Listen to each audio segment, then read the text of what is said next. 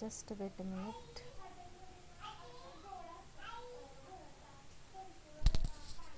Okay, we have started about the history of a life. Okay, evolution, cell biology and evolutionary biology हा paper, हे पेपरचं नाव आहे. आणि त्याच्यामध्ये पहिला जो पार्ट आहे तो सेल बायोलॉजीशी रिलेटेड आहे.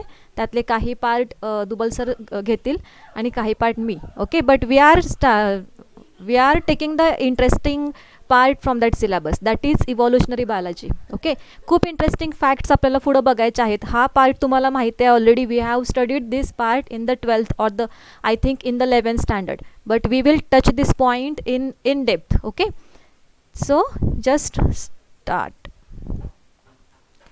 ओके, लास्ट लेक्चरला आपण काय बघितलेलं की how the life was evolve. चॅप्टरचं नावच आहे हिस्ट्री ऑफ अ लाईफ. आपल्याला आपली हिस्ट्री स्ट्रेस करायची आहे. We should know how the first animal was evolve. We should know how the life was existed or evolve on the earth, on the planet Earth, और how the planet Earth was form. Okay, त्यामुळे अशा बऱ्याच theory आहेत. त्यातल्या ज्या prominent theory आहेत की त्या स्पेशली मेन्शन केल्या जातात, जवळजवळ 10 ते 12 थेरीज आहेत की त्या थेरीमधल्या ह्या थेरी ज्या का आहेत ह्या बऱ्याच ठिकाणी तुम्हाला ऐकायला मिळतील. That is theory of a special creation, theory of biogenesis, theory of abiogenesis, theory of panspermia and theory of chemical evolution of a life. Okay, last लेक्चरला आपण हेच डिस्कस केलेलं की theory of a special creation काय सांगत होते की ज्या पूर्वीच्या काळी धर्मगुरूंचा जो पगडा होता किंवा जे चर्चमधले जे धर्मगुरू वगैरे होते त्यांचं जे म्हणणं होतं की life was prepared or life was form by this special creation. Okay, ब्रह्मांडामध्ये जे काही स्पेशल क्रिएशन आहे मग त्याच्यामध्ये आपण म्हणतो की लॉर्ड ब्रह्मा जो का आहे त्यानं विश्व तयार केलं. ओके, लॉर्ड शिवा जो का आहे तो उद्ध्वस्त करणार आणि लॉर्ड विष्णू जो का आहे तो मेंटेन करतो किंवा केअरिंग करतो. ओके, सो ऑब्वियसली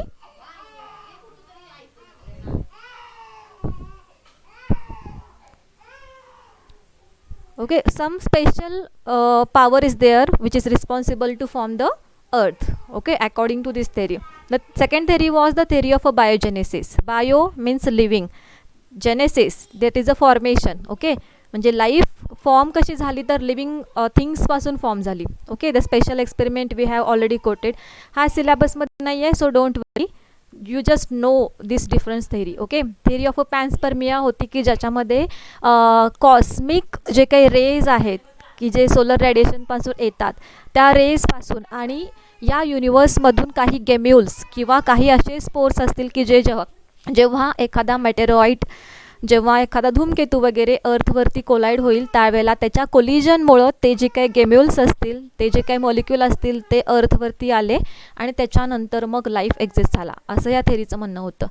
चौथी थेरी अशी सांगत होती की जे इनऑर्गॅनिक किंवा ऑर्गॅनिक जे मॉलिक्यूल प्रेझेंट होते त्यावेळेला, ओके, सॉईलमध्ये असतील, वॉटरमध्ये असतील, तर त्या मॉलिक्यूलपासून डायरेक्टली लाईफचं एक्झिस्ट झाला. ओके, थेरी ऑफ अबायोजेनेसिस म्हणजे नॉन लिव्हिंग थिंग्सपासून लिव्हिंग थिंग्सची एक्झिस्टन्स झाला. ओके, बट वी कांट जज दॅट किंवा आपण डायरेक्टली विश्वास ठेवू शकणार नाही आहेत. पण स्पेशली ही जी काही थेरी होती that is a theory of a chemical evolution और theory of organic evolution.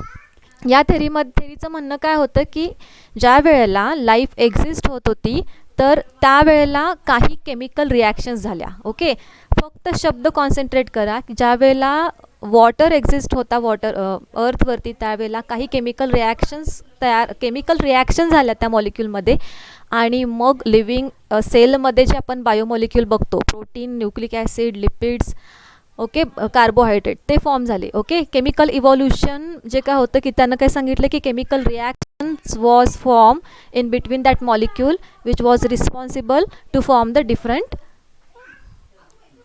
The living things. Mummy mummy अगं आवाज कमी कर की, सगळा आवाज इकडे हे वाला आहे. Okay, so we have to study in detail about the chemical evolution. ही जी काही थेरी होती ती थेरी मांडलेली Oparin and Haldane. Okay, Oparin and Haldane यांनी ती थेरी मांडल्या. तर त्या थेरीमध्ये त्यांनी कोट केलं आहे, this is the quotation from their theory.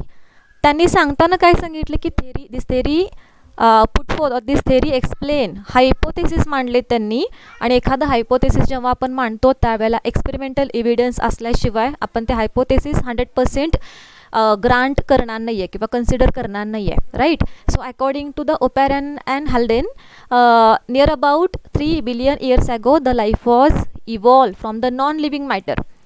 3 billion years ago ज्या वेळेला जे एन्व्हायरमेंट होतं त्या एन्व्हायरमेंटल कंडिशनमध्ये नॉन लिव्हिंग जे काही मटेरियल प्रेझेंट होतं त्या नॉन लिव्हिंग मटेरियलपासून आपली जे काय आत्ताचा जो काही प्रेझेंट एन्व्हायरमेंट आहे त्या प्रेझेंट एन्व्हायरमेंटपेक्षा सुद्धा ते वेगळं एन्व्हायरमेंट होतं. Imagine that 3 billion years ago.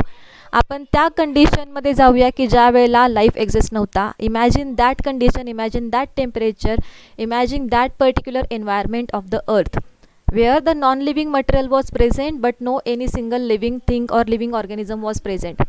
Okay, 3 billion years ago. आणि त्यावेळेला जे केमिकल रिॲक्शन्स त्या कंडिशनमध्ये प्रेझेंट झाल्या ते एन्व्हायरमेंट जे काय होतं ते एन्व्हायरमेंट आताच्या एन्व्हायरमेंटपेक्षा वेगळं होतं. Okay, so obviously life arrows from the non living matter about 3 million years ago and the environment which was totally different from this environment which is present today. आणि इवन काही अशा थेरी पुढं मांडलेल्या आहेत इव्हॉल्युशनमध्ये. आपण पुढं जेव्हा ते फॉसिल्स वगैरे स्टडी करणार आहे त्याच्यामध्ये आपल्याला कळेल. काही थेरी अशा मांडलेल्या आहेत की आपल्यामध्ये सुद्धा आत्ता इव्हॉल्युशन होतं आहे, एवढंच काय आपल्या डोळ्याला ते दिसत नाही. त्यामुळे आपले जे पुढचे जे काही डिसेंडंट असतील, आपल्या ज्या काही पुढच्या जनरेशन त्याच्या पुढच्या जनरेशन असतील, तर ही एक थेरी त्यांनी सांगितल्या की मॅनमध्ये एवढं इव्हॉल्युशन होईल, एवढा चेंज होईल, जो टेम्परेचर आणि बाकीचे पॅरामीटर चेंज होत आहेत आत्ता सध्या एन्व्हायरमेंटमध्ये, तर त्या चेंजिंग कंडिशनमुळं आपल्या बॉडीमध्ये सुद्धा काही चेंजेस होतील. फॉर एक्झाम्पल त्यांनी असे 2 पिक्युलर चेंजेस सांगितल्यात. 1, there will be no any hair on the head. Okay, केस अजिबात असणार नाही आहेत, whether that may B the female or a male. No any single hair will remain on the head of the man. Okay, after a several generation आपण तेव्हा नसू. आणि दुसरी गोष्ट म्हणजे no any teeths will be present in the mouth. Okay, आपण आत्ता जर कन्सिडर केलं तर आपलं टिथ्स कन्सिडर करा आणि आपले जे काही ग्रँडमदर ग्रँडफादर आहेत त्यांचे कन्सिडर करा. They are having a stronger teeth than us. Okay, त्यामुळे ह्या बऱ्याच थेरी त्यांनी मांडलेल्या आहेत. And obviously we are also evolving. एवढंच काय ते चेंज आपल्यामध्ये दिसत नाही आहे. It will take a lot of years. Okay, पण त्यावेळेला आपण नसू. आपल्या ज्या काही पुढच्या जनरेशन असतील त्याच्या पुढच्या जनरेशन असतील त्यांच्यामध्ये ते चेंजेस असतील. इवन त्यांनासुद्धा कळणार नाही की हा चेंज कधी झाला. So this is a very slow process. Okay, evolution is a very slow process. मग त्यांनी त्या हायपोथेसिसमध्ये काय मांडले की काही स्टेप्स मांडलेत त्यांनी की पहिला काय झाला असेल, what was the first step, what was the second step, what was the third step, right. And so we will also study according to their step. त्यांनी ज्या स्टेप्स सांगितल्यात त्या स्टेप्सनुसार आपण स्टडी करायचं आहे. पहिली स्टेप काय सांगितली की त्यांनी, हाऊ वॉज द प्रिमिटिव्ह अर्थ, how was the primitive atmosphere. Obviously अशा बऱ्याच थेरी आहेत. त्याच्यामध्ये बिग बँग एक थेरी आहे की एकदम विस्फोट झाला आणि बरेच जे 9 प्लॅनेट्स होते, 9 जे काही स्पेरिकल बॉल लाईक स्ट्रक्चर्स होते ते इव्हॉल्व करायला लागले सनच्या सराउंडिंगला. त्यांनी एक सोलर सिस्टीम क्रिएट केली. प्रत्येक जो काही प्लॅनेट होता, प्रत्येक प्लॅनेटचा एन्व्हायरमेंट वेगळा होता. ओके, प्रत्येक प्लॅनेटचा डिस्टन्स सनपासून थोडंसं डिफर करते प्रत्येक प्लॅनेटपासून. ओके, मार्स असेल, ज्युपिटर असेल, सॅटर्न असेल, त्याचं डिस्टन्स आणि अर्थचं डिस्टन्स हे वेगळं आहे. पण अर्थ हा अशा डिस्टन्सवरती आहे की ते डिस्टन्स सफिशियंट आहे एखादी लाईफ एक्झिस्ट करायला.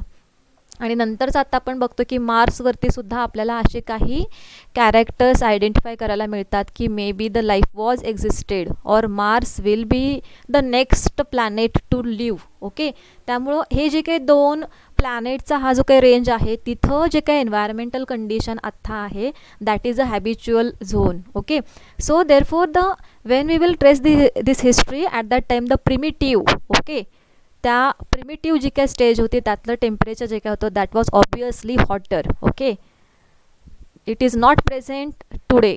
बट आपण जर अर्थला आपण कट केला तर सेंट्रलचा जो काही पार्ट आहे, जे काय लेयर्स आहेत त्याच्यामध्ये जसं आपण खाली जाऊ तसं ते टेम्परेचरमध्ये फ्लक्च्युएशन झालेला दिसेल तुम्हाला. Okay, and we are still realising जो मोल्टन मॅग्मा जेव्हा त्या ह्याच्यातून बाहेर पडणार आहे वोल्कॅनोमधून त्यावेळेला त्याचं जे हे असेल त्याची जी काही स्टेट असेल त्या मोल्टन लावाची. ओके, सो ऑब्वियसली त्या टाईपचं एक इमॅजिन करा की पहिला जो काही तो गॅसेस स्टेट होता आणि जसजसं चेंजेस होत गेले, ओके, तसतसे त्या गॅसेस स्टेटचं कन्वर्जन लिक्विड स्टेटमध्ये झाला आणि लिक्विड स्टेटचा नंतर मग सॉलिड स्टेटमध्ये कन्वर्ट केला आणि यालाच बरेच वर्ष मदर अर्थला घालवावी लागली त्या कंडिशनमध्ये, राईट. आणि आत्तासुद्धा जर बघितलं तरी काही मोल्टन स्टेटमधल्या ज्या काही स्टेजेस आहेत किंवा मोल्टन स्टेटचा जो काय आपण लावा म्हणतो किंवा आतलं जे काही इनर स्टेट आहे आपल्या अर्थची, that is also the molten stage. Okay, आणि त्याच्यामध्ये मॅग्नेट क्रिएट करणारा किंवा मॅग्नेटिझमच्या प्रॉपर्टी त्याच्यामध्ये आहेत. त्यामुळे गेल्या वर्षी तुम्ही न्यूजमध्ये ऐकलं असाल की अर्थचे जे 2 पोल आहेत, एक साऊथ पोल आणि एक नॉर्थ पोल, अंटार्क्टिका आणि आर्टिक, ते जे काही पोल आहेत ते थोडेसे फ्लक्च्युएट, ते थोडेसे निसटा लागलेत तिथं. ओके, याचा अर्थ स्पष्ट आहे की अर्थच्या गाभ्यामध्ये, पृथ्वीच्या गाभ्यामध्ये जो लिक्विड जो काही स्टेटचा जो काही मॅटर आहे दॅट इज स्टील रोटेटिंग, ते अजूनसुद्धा फिरतं आणि त्या रोटेशनमुळं एक मॅग्नेटिक फील्ड आपल्या अर्थला क्रिएट झाले. ओके, सो फर्स्ट स्टेप त्यांनी काय सांगितले की प्रिमिटिव्ह स्टेज कसे होते. It was very hot, the earth was in the gaseous stage and it was converted in to the liquid and then the solid state, but still somehow the different layers when we will trace at that time you will note that there are certain molten layers in that earth. Okay, म्हणजे अर्थ क्रस्टमधून खाली गेलो तर एक region असा मिळेल की तिथं तुम्हाला पूर्ण लिक्विड स्टेज मिळेल आणि परत सेंटरला तुम्हाला सॉलिड पार्ट मिळेल. ओके, आणि तो जो काही लिक्विड पार्ट आहे तो अर्थच्या रोटेशनमुळं सुद्धा तो बऱ्यापैकी तिथं तो आतल्या पार्टला फिरतोय. That is responsible for the magnetism, great magnetism. We know that earth is a great magnet. Okay, large magnet. Second step त्यांनी काय सांगितली की जी स्टेज होती अर्थची ती परमनंट नव्हती, that was changing. Okay, day to day ती जी काही कंडिशन होती ती कंडिशन किंवा ते ॲटमॉस्फिअर चेंज होत होतं. And what was the reason?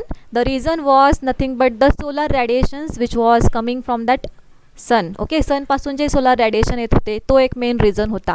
The cosmic rays, the UV rays which are coming from the solar radiations. आणि ऑब्वियसली बिग बँग थेरीने सांगितले की एका ह्याच्यापासून हे सगळे इव्हॉल्व्ह झाल्यात, त्यामुळे जे मिनरल्स मॅटर असतील, जे ॲटम्स असतील, ओके, जे मॉलिक्युल्स असतील ते आपल्या या हे जे काही मिनरल मॅटर्स आहेत याच्यामध्ये सुद्धा आले. ओके, मग त्यामुळं तिथं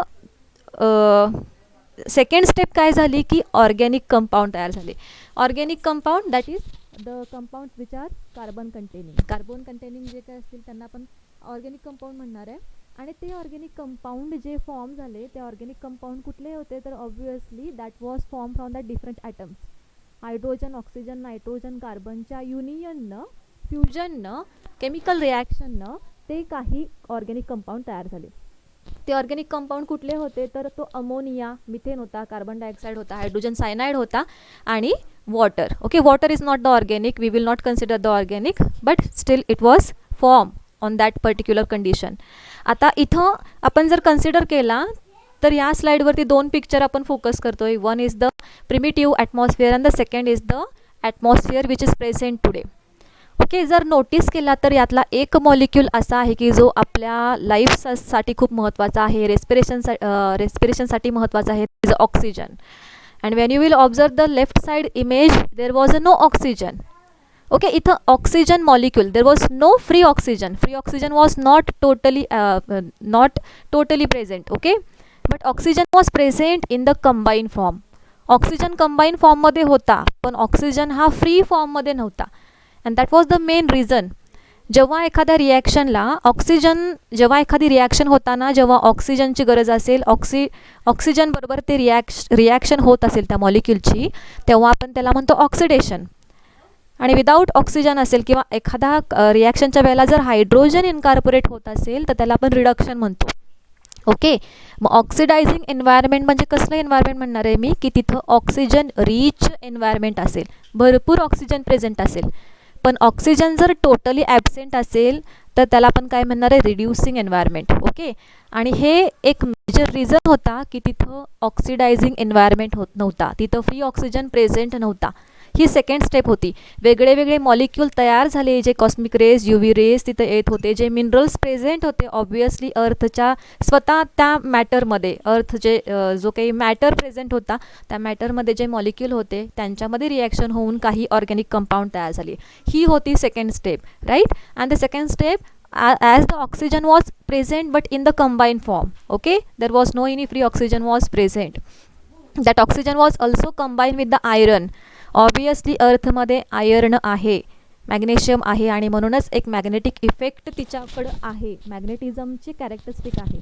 ओके, त्यामुळे जे काय आयर्न होता, जे काय सिलिका होता, ऑक्सिजनचा कंटेंट, ॲल्युमिनियम आणि सिलिकॉनचा कंटेंट अर्थच्या क्रस्टमध्ये जास्त आहे. ओके, ऑब्वियसली आपण आत्ता जर एअर कन्सिडर केला तर एअरमध्ये नायट्रोजनचं कंटेंट जास्त आहे, पण अर्थच्या मॅटरमध्ये, अर्थच्या क्रस्टमध्ये, ओके, अर्थच्या त्या लेअरमध्ये तुम्हाला ऑक्सिजन वेगळ्या वेगळ्या फॉर्ममध्ये जे किंवा वेगळे वेगळे जे स्टोन्स आहेत, वेगळे वेगळे जे मटेरियल आहे त्या मटेरियलच्या फॉर्ममध्ये, पोरस फॉर्ममध्ये तिथं आतमध्ये तुम्हाला तो ऑक्सिजन बघायला मिळेल. इवन आयर्न बरोबर तो कंबाईन झाला, आयर्न ऑक्साईड. काही आपल्या इंडियामध्ये काही रिजन असे आहेत की तिथं माती लालसर आहे. Okay, that is a indication that iron rich soil is there. Okay, त्यामुळे आयर्न ऑक्साईड सिलिकॉन ऑक्साईडच्या फॉर्ममध्ये, सिलिकॉन डायऑक्साईडच्या फॉर्ममध्ये तो प्रेझेंट होता तिथं, ऑर्गॅनिक कंपाऊंड अशा फॉर्ममध्ये तयार झाले. ओके, आणि मग काय झालं की तर तशी बरीच वर्ष लोटली, त्या बऱ्याच वर्षांमध्ये हे बरेच मॉलिक्यूल तयार झाले. Because of this chemical reactions various organic compounds were form. त्याच्यानंतर काय झालं की अर्थच्या रोटेशनमुळं आणि ऑब्वियसली एकंदरीत युनिवर्सचा विचार करता टेम्परेचर जे काही मदर अर्थचं होतं दॅट वॉज सडनली और slowly, not suddenly, it was slowly get cool down. कमी कमी टेम्परेचर होत गेलं त्याचं. ओके, टेम्परेचर इतकं कमी झालं की ते 100 डिग्रीच्या खाली आलं. आता ऑब्वियसली 100 डिग्रीच्या वरती गेलं तर 100 डिग्री हा बॉइलिंग पॉईंट आहे वॉटरचा, त्यामुळं त्यावेळेला फ्री फ्लोटिंग वॉटर आपल्याला बघायला मिळणार नाही आहे प्रिमिटिव्ह अर्थच्या स्टेजला. पण वॉटर वेपर्स तिचं प्रेझेंट होत्या. वॉटर वेपर्स आता ह्या कुठून आल्या तर केमिकल रिॲक्शन ज्या होत होत्या, हायड्रोजन ऑक्सिजनमध्ये जी रिॲक्शन झाली त्यावेळेला या वेपर्ससुद्धा तयार झाल्या. पण तो तुम्हाला कंडेन्स फॉर्ममध्ये, जे वॉटर आपण ओशनमध्ये आत्ता बघतोय, जे वॉटर आपण रिव्हर्स लेक्समध्ये बघतो, स्ट्रीम्समध्ये बघतो, that was totally absent.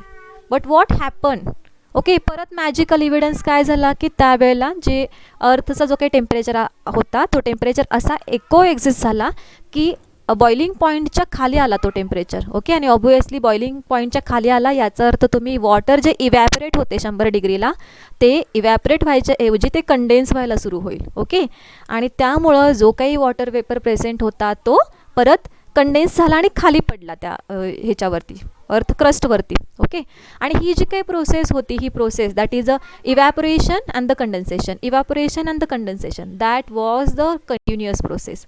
Okay, very slow process but that was the continuous process. त्यामुळे काय झालं की वॉटर ज्या काही वेपर्स होत्या त्या परत त्यांचे क्लाउड्स बनायचे, परत रेन्स क्रिएट व्हायचे, परत ते वॉटर जमिनीवरती पडायचं, परत ती जी काही जमीन इतकी तापलेली, इमॅजिन करा हा एवढा मोठा गोळा, त्याला गार करायला किती वर्ष गेलेलं असतील. यस ओके, किती वर्ष अर्थला हे करावी लागली असतील.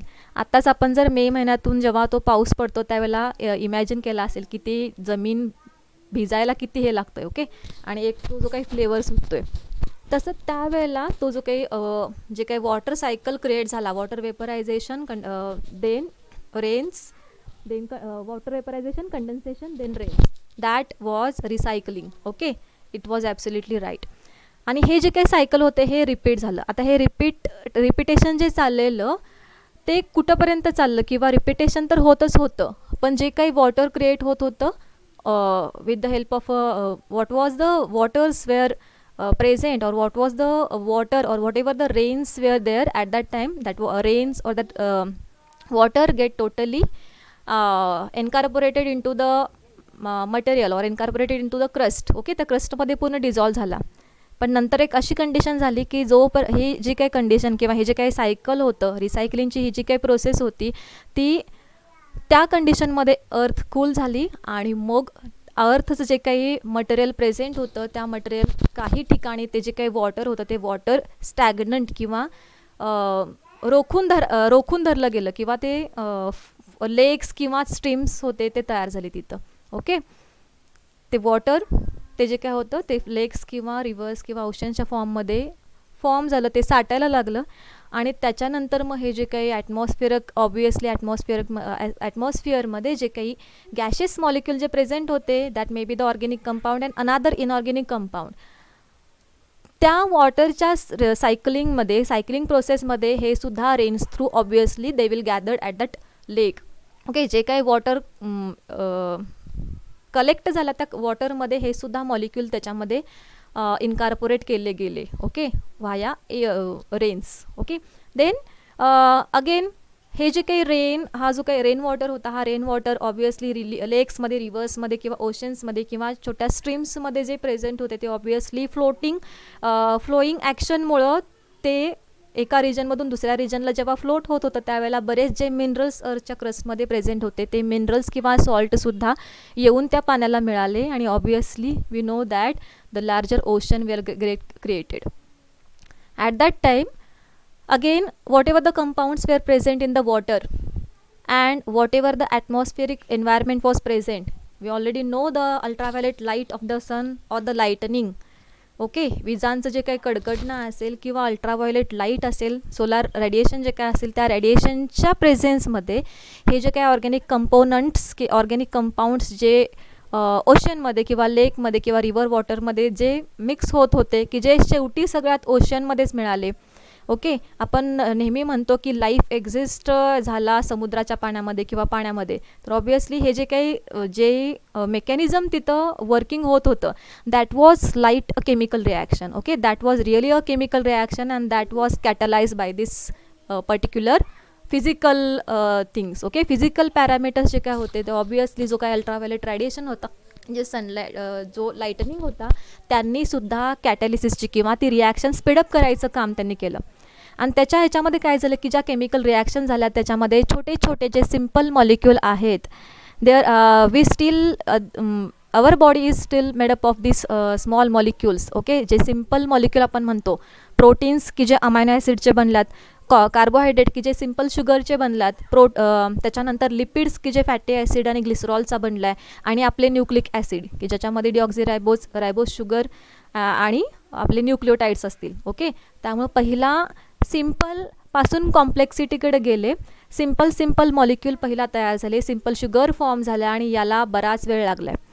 जेव्हा तो एक्सपेरिमेंट आपण बघू तेव्हा कळेल तुम्हाला की ॲक्च्युली किती हार्ड ह्याच्यातून त्या केमिकल रिॲक्शन्स पास झाल्या असतील. Simple molecule, the first simple molecules will form and after that the complex reaction were take place. Okay.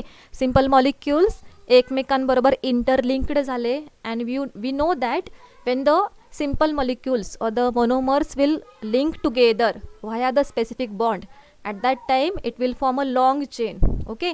Amino acid एकमेकाला लिंक झाले तर त्याचा प्रोटीन तयार होणार आहे, that is a polymerization. Okay. मरायझेशन. मोनोमर्स जे काय असतील ते एकमेकाला लिंक होतील, केमिकल रिॲक्शन्स होणार, ते बॉन्ड तयार होतील आणि मग अमायनो ॲसिड एकमेकाला लिंक होऊन प्रोटीन्स तयार होतील.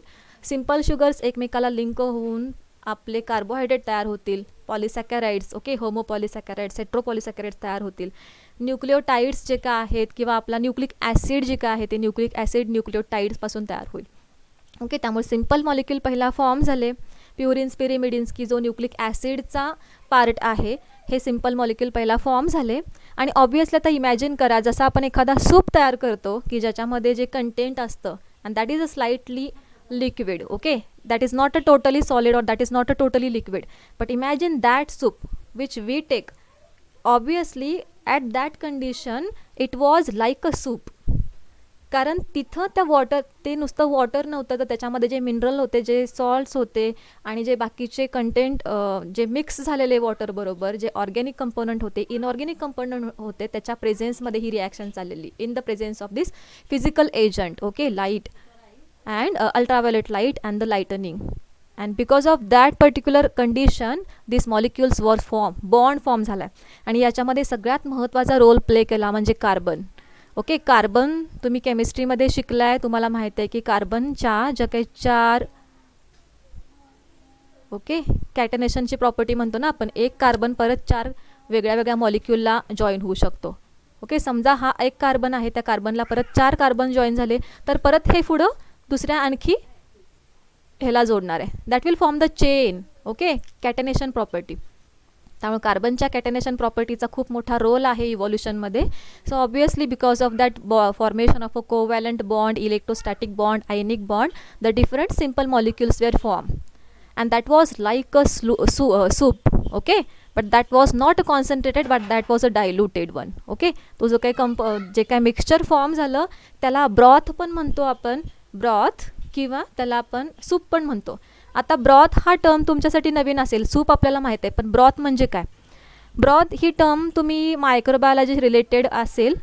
जेव्हा एखाद्या लॅबमध्ये आपल्याला एखादा मायक्रो ऑर्गॅनिझम किंवा बॅक्टेरिया मला स्टडीसाठी कल्चर करायचं आहे, ग्रो करायचं आहे, त्यावेळेला त्या बॅक्टेरियाला आपण खायला देतो, न्यूट्रिएंट्स देतो, आणि ते जे काही मिक्सचर आहे ते मिक्सचर जे करतो आपण ते वॉटरमध्ये केलं जातं आणि ते स्लाइटली कोलायडल असते.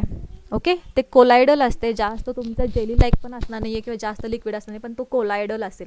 ॲडसॉर्प्शन कोलायडमध्ये स्टडी केला असेल की तुम्ही कोलायड म्हणजे ॲक्च्युली कशासारखं असेल. Okay, that was not a thick one, but that was not be also thin one. Okay, transparent पण जास्त असणार आहे, किंवा ट्रान्सलुसनची कन्सेप्ट माहीत असेल तुम्हाला. काही खिडक्या असतात की त्या पूर्ण ट्रान्सपरंट असतात, काही असतात की ज्या ओपेक असतात.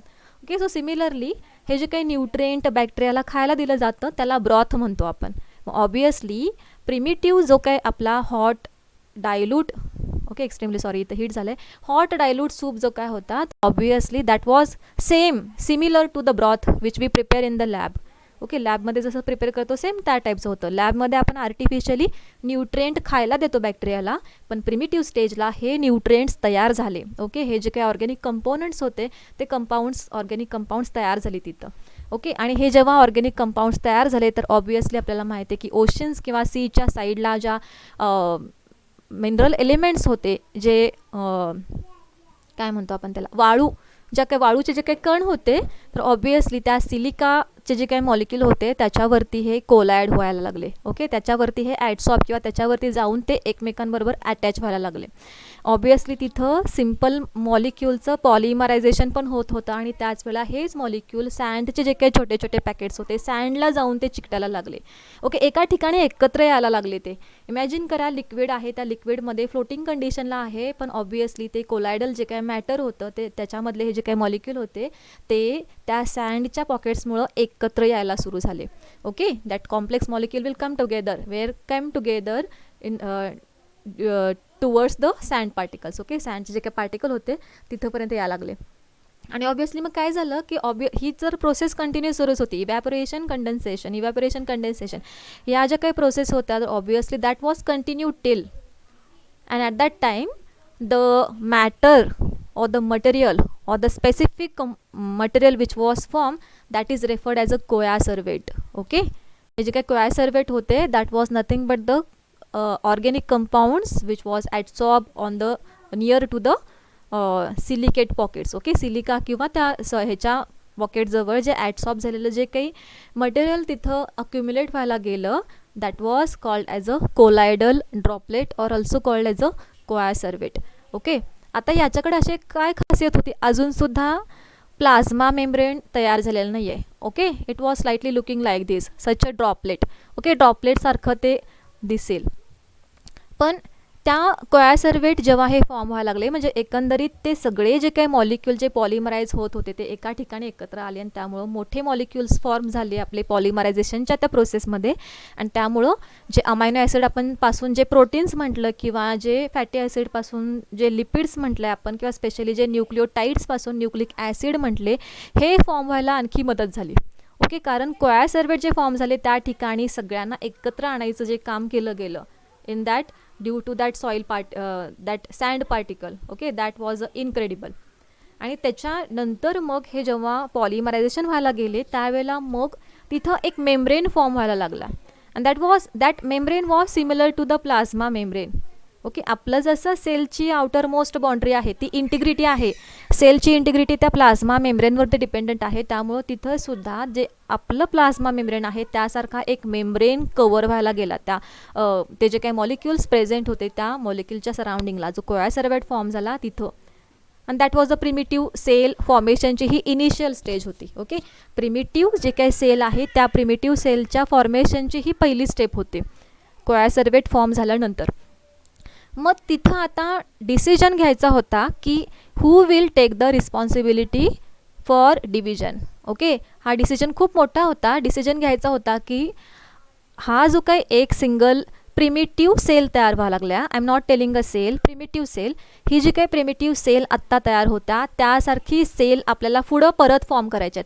आणि त्यासाठी सेलकडे जे मॉलिक्यूल आहेत, सेलकडं प्रोटीन आहे, सेलकडं न्यूक्लिक ॲसिड आहे, ओके, सेलकडं कार्बोहायड्रेट आहेत, मग त्यांपैकी कुणाला रिस्पॉन्सिबिलिटी द्यायची हा मोठा डिसिजन घ्यायचा होता. आणि त्यावेळेला तो डिसिजन जो का आहे तो डिसिजन न्यूक्लिक ॲसिडला दिला. न्यूक्लिक ॲसिडच्या कडं ते पारडं गेलं, न्यूक्लिक ॲसिडला तो रोल प्ले करायला सांगितला. आपल्याला आत्ता माहिती आहे न्यूक्लिक ॲसिड दोन आहेत, एक RNA आणि DNA. ओके, व्हायरस असतील तर व्हायरसमध्ये RNA as a genetic material किंवा DNA as a genetic material आहे. Genetic material it is a material which will inherit from the parent to offspring. Okay, आपले जे काही कॅरेक्टर आहेत ते पुढच्या प्रोजेनीमध्ये जाण्यासाठी हे जेनेटिक मटेरियल काम करणार आहे. आपल्या बॉडीमधला कुठल्या सेल जाणार नाही आहेत आपल्या पुढच्या जनरेशनमध्ये, पण नक्कीच आपलं जेनेटिक मटेरियल मात्र पुढं रेप्लिकेट होणार आहे, पुढं जाणार आहे, पुढच्या जनरेशनमध्ये जाणार आहे. आणि त्यामुळे जो डिसिजन त्यावेळेला झाला, त्यावेळेला जे दोन न्यूक्लिक ॲसिड होते RNA DNA, आता हा एक डिबेट असेल, जसं आता आपण म्हणतो की कोंबडी आधी की अंड आधी, तसं हा एक डिबेट आहे की RNA पहिला तयार झाला का DNA पहिला तयार झाला. कारण आत्ता आपण जर बघितलं तर प्रत्येक जी काही सेल आहे एक्सेप्ट व्हायरस, ओके, व्हायरस सोडून जर मी आत्ताच्या ज्या सेल मी कन्सिडर केल्या तर प्रत्येक सेलमध्ये DNA हा जेनेटिक मटेरियल म्हणून रोल प्ले करतोय. आणि मग RNAचं काम काय आहे तर RNAचं सेकंडरी काम आहे काय की प्रोटीन जे लागतात ते प्रोटीन तयार होण्यासाठी RNA हा मदत करेल. ओके, जेनेटिक मटेरियल म्हणून RNA काम करत नाही आहे आत्ता, फक्त व्हायरस सोडला तर. कारण व्हायरसकडं एकतर DNA असेल किंवा RNA असेल. ओके, कोण सांगेल की कोरोना व्हायरसमध्ये RNA आहे का DNA आहे जेनेटिक मटेरियल? व्हायरसमध्ये कधीच दोन न्यूक्लिक ॲसिड असणार नाही आहेत. आपल्या बॉडीमध्ये, प्लांट बॉडीमध्ये algae, fungi, bryophyte, pteridophyte, all organisms, invertebrate, vertebrate, cockroach सगळे घ्या तुम्ही, त्यांच्यामध्ये दोन जेनेटिक मटेरियल मिळतील तुम्हाला, एक RNA एक DNA. पण DNA जेनेटिक मटेरियल म्हणून काम करेल आणि RNA मग बाकीच्या ॲक्टिव्हिटी प्रोटीन सिंथेसिससाठी मदत करेल. पण व्हायरसचं तसं नाही आहे. व्हायरसकडे एकच जेनेटिक मटेरियल आहे, एक तर त्याच्याकडे RNA असेल किंवा एक तर त्याच्याकडं DNA असेल. मी जर टोबॅको मोझाईक व्हायरस घेतला, टोबॅको मोझाईक व्हायरसचं इन्फेक्शन आपल्याला होत नाही, ते इन्फेक्शन प्लांटला होते, तो जो काही व्हायरस आहे टोबॅको मोझाईक व्हायरस. ओके, त्या tobacco mosaic व्हायरसमध्ये DNA genetic material म्हणून काम करताना मिळेल. HIV व्हायरस घेतला तर त्याच्यामध्ये RNA as a genetic material आहे. Okay, then who will tell me corona व्हायरसमध्ये जेनेटिक मटेरियल कुठलं आहे? आणि त्याच्याकडे ते जेनेटिक मटेरियल आहे म्हणून आपल्याला एवढा वेळ लागला वॅक्सिन प्रिपरेशनसाठी किंवा त्याच्याकडे. Yes, obviously, very good. Okay Priyanka, corona व्हायरसमध्ये RNA as a genetic material आहे. ओके, त्यामुळं तेव्हासुद्धा इव्हॉल्युशनच्या वेळेलासुद्धा त्या कंडिशनला एक डिसिजन घ्यायचा होता की RNAला जेनेटिक मटेरियल म्हणून काम करायला द्यायचं का DNAला. त्यावेळेला DNAकडे एवढी प्रॉपर्टी नव्हती. RNA जो काय होता तो RNA त्या कंडिशनला मोस्ट स्टेबल होता. आणि आपल्याला माहीत आहे केमिस्ट्री की सगळे मॉलिक्यूल आपली स्टॅबिलिटी ॲक्वायर करायला जातील, त्यामुळं त्या कंडिशनला DNAपेक्षा RNA खूप स्टेबल होता. तुम्ही जर कंपोजिशन बघितला तर स्लाईट चेंज आहे DNA आणि RNAमध्ये. ओके, स्ट्रक्चर आपल्याला माहिती आहे RNA सिंगल स्टँडर्ड असेल पण ओके आणि DNA डबल स्टँडर्ड असेल. हा मायन्यूट चेंज आहे पण. आणि शुगर एक नायट्रोजन बेस थायमिन आणि डिऑक्झिरायबो शुगर आणि डबल स्टँडर्ड, हे स्लाइटली मायन्यूट चेंज मी जर वगळला तर दोन्हीसुद्धा न्यूक्लिक ॲसिड आहेत, राईट. पण त्यावेळेला त्या प्रिमिटिव्ह कंडिशनला त्या एन्व्हायरमेंटनं RNAला सिलेक्ट केलं की तू जेनेटिक रोल म्हणून काम करणार. ओके, इमॅजिन करा हा RNA त्यावेळपासून आहे की जो जेनेटिक मटेरियल म्हणून काम करायचा त्यावेळेला. पण जसजशी एन्व्हायरमेंटल कंडिशन चेंज होत गेला, जसं स्टेबल एन्व्हायरमेंट होत गेलं तसं RNAची रिस्पॉन्सिबिलिटी होती ती DNAला दिली आणि ती आत्तापर्यंतसुद्धा DNAमध्येच आहे. फक्त व्हायरस मी एक्सेप्शनल केस कन्सिडर केला तर. ओके, त्यामुळं कोयासर्वेटनंतर जे काय पॉलिमरायझेशन झालं, जे मॉलिक्यूल फॉर्म झाले त्यातले न्यूक्लिक ॲसिड जे काय होतं की ज्याच्याकडं सेल्फ डुप्लिकेशनची ॲबिलिटी होती, स्वतःसारखाच सेम दुसरा मॉलिक्यूल तयार करायची खूप छान ॲबिलिटी त्या न्यूक्लिक ॲसिडकडे होती आणि म्हणून एन्व्हायरमेंटनं न्यूक्लिक ॲसिडला जबाबदारी दिली की डुप्लिकेशनचं काम तू करायचं. ओके. आता अजून एक जबाबदारी होती की ही जी काही सिस्टीम होती त्याला मात्र एक मेम्ब्रेन नव्हता. जसं आपण माहिती आहे की आपल्यापूर्वी आपल्या भारतावरती जे काही वेगळे वेगळे राजे होते तर ऑब्वियसली ते स्वतःचं राज्याचं प्रोटेक्शन करण्यासाठी एक कंपाऊंड हे करायचे किंवा तिथं सैन्यांचा पगडा खूप असायचा त्याच्या त्या बाँड्रीवरती. तर ऑब्वियसली ती इंटिग्रिटी जी काय आहे ती इंटिग्रिटी मेंटेन व्हायला पाहिजे. त्यामुळे तो जो काही मेम्ब्रेन आहे तो मेम्ब्रेन किंवा ते एन्व्हलप क्रिएट व्हायला पाहिजे त्या पर्टिक्युलर जे काही फॉर्म झालेत ते मॉलिक्यूल वेगळे वेगळे मॉलिक्यूल जे एका ठिकाणी आपण तयार होत आहेत. ओके. त्यामुळे तिथं एक एन्व्हलप फॉर्म करायला पाहिजे. एक मॉलिक्युलर सिस्टीम जी काही तयार होती त्याला एक प्रोटेक्शन द्यायला पाहिजे आउटसाईडच्या एन्व्हायरमेंटमधून. त्यामुळे ही जी जबाबदारी होती ते जबाबदारी लिपिड्सला दिली. ओके. लिपिड्स आणि प्रोटीन्स या कंबाईन मॉलिक्यूलला ती जबाबदारी दिली. त्यांनी एन्व्हलप फॉर्म करायला सुरू केला आणि हे जे काही मेम्ब्रेन होतं त्या मेम्ब्रेनमुळं बाकीच्या पासून आतल्या मॉलिक्यूलचं प्रोटेक्शन झालं. आणि दुसरी गोष्ट म्हणजे एक्सचेंज करता येत होता त्या मेम्ब्रेनला. जसा आपला प्लाझ्मा मेम्ब्रेन करतो, बाहेरचं जो काही गॅसेस मॉलिक्यूल आहे तो आतमध्ये घ्यायचा, आत जे काही वेस्ट आहे त्या सेलमध्ये ते बाहेर फेकायचं, बाहेर जो शुगर मॉलिक्यूल आला आहे त्याला आतमध्ये घ्यायचं. हे जे काही ट्रान्सपोर्टेशन किंवा देवाणघेवाणचं काम आहे ते त्यावेळेचं सुद्धा हे एन्व्हलप करत होतं. त्यामुळे ही जे काही हे एन्व्हलप जेव्हा तयार झालं त्यावेळेलाच आपली मदर अर्थवरची पहिली प्रिमिटिव्ह सेल तयार झाली. ओके. आणि त्याच्यानंतर मग प्रिमिटिव्ह सेल नंतर मग इव्हॉल्युशनचा रेट थोडा स्पीडअप झाला आणि मग बाकीच्या ॲक्टिव्हिटी बऱ्याच त्याच्यामध्ये झाल्या. आपण पुढच्या ह्याला बघूया की ॲक्च्युली त्याच्यानंतर काय झालं. आपण इमॅजिन करायचं की आपण त्या काळात आहोत. आपण इमॅजिन करायचं की आपल्यासमोर हे सगळं घडतंय. आपण नाही आहोत तिथं पण आपण व्हर्च्युअली तिथं आहोत असं इमॅजिन करायचं आणि मग ते खूप अंडरस्टँड करता येईल. ओके. कारण आपल्याला फॉसिल्स स्टडी करायचे आहेत त्यावेळेला खूप मजा येणार आहे आपल्याला ज्यावेळेला आपण फॉसिल्स करू. Okay. So I hope if you are having any question then you can ask. Just I will updated link आहे त्यामुळं ही लिंक भरा. आधीची लिंक कोणी सेव्ह करत बसू नका. आता ही लिंक मी अपडेट केला. व्यवस्थित लिंक भरा. I am just checking the name. Okay. So thank you for joining and have a nice day ahead. आपण प्रॅक्टिकल पण थोडे असे करायचे आहेत. मॅडमनी दिले असतील लिहायला प्रॅक्टिकल. गुगल क्लासरूमवरती नोटीस वगैरे दिली जाईल. ओके. तिथंसुद्धा चेक करा नोट्स आणि बाकीचे हे. ओके. आपले आता कंटिन्यू असतील लेक्चर. आता आधीमध्ये कुठं हे नाही.